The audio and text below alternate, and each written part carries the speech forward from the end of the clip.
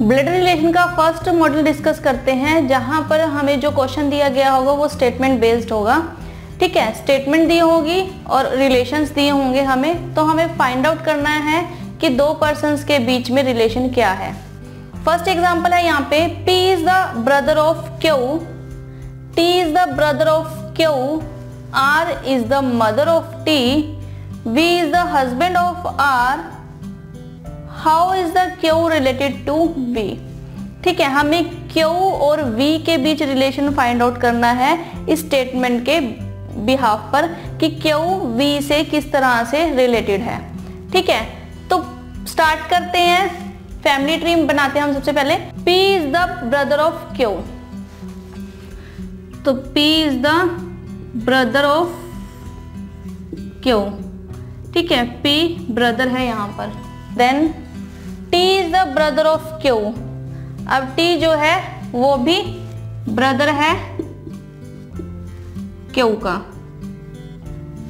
ठीक है, अब हमें पता है P और T जो है वो मेल है यहाँ पर, तो मैंने प्लस सिंबल लगा दिया। ठीक है, तो P is the brother of Q and T is the brother of Q। Next statement है, R is the mother of T, R is the mother of T। अब जनरेशन गैप है यहाँ पर, तो T की मदर बताई गई है R। ठीक है, सिंबल फीमेल का, तो ये मदर है। ठीक है, नेक्स्ट स्टेटमेंट है, V is the husband of R, V is the husband of R। अब R वाइफ है, क्लियर है ये, तो V is the husband of R। दोनों साइड पे एरो आएंगे इसके। ठीक है, तो V is the husband of R।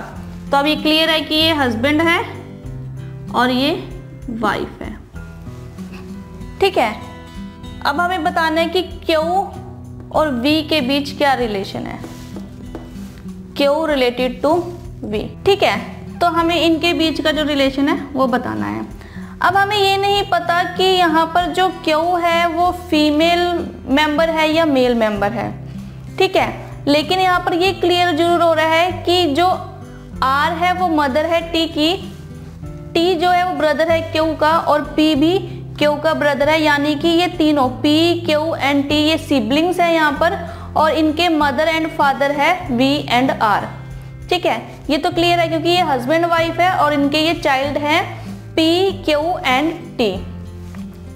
तो अगर हम यहाँ पर V और Q का रिलेशन देखें तो मे बी जो Q है वो V का सन है, या फिर जो Q है वो V की डॉटर है।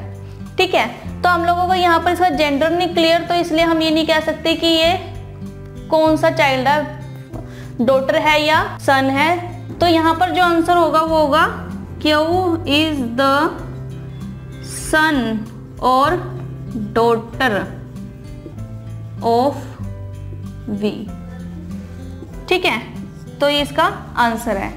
अब क्वेश्चन में हमसे पूछा गया था कि Q related to V, Q पूछा गया कि किस तरह से रिलेटेड है V से, हमसे V नहीं पूछा गया कि V किस तरह से रिलेटेड है Q से। अगर हमसे V पूछा जाता, मतलब V रिलेटेड टू Q आता, तो यहाँ क्लियर है कि जो V है वो फादर है Q का।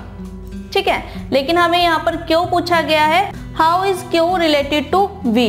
तो Q हमने बताना है यहाँ पे किस तरह से रिलेटेड है, तो Q का जेंडर क्लियर ना होने करके हमें नहीं पता ये सन है या डॉटर है, तो हम आंसर में यहाँ पर लिखेंगे Q इज द सन और डॉटर ऑफ B। ठीक है, तो इस तरह से आप इन क्वेश्चन को सॉल्व करते हैं। इससे रिलेटेड कुछ और एग्जाम्पल करते हैं। नेक्स्ट एग्जाम्पल है यहाँ पर, D is the brother of K, M is the father of K, O is the sister of M, how is D related to O। ठीक है, स्टेटमेंट में D is the brother of K, तो अगर हम इसका family tree बनाएं तो D is the brother of K, M is the father of K, M is the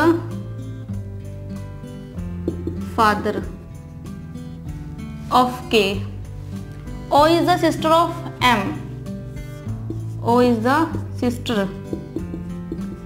of M, how is D related to O। ठीक है, अब हमें D और O का रिलेशन बताना है। जनरेशन गैप हमें पता चल चुका है यहाँ पर, ठीक है, जनरेशन गैप है। तो जो फादर सिस्टर्स होती है वो क्या होती है, आंट, ठीक है।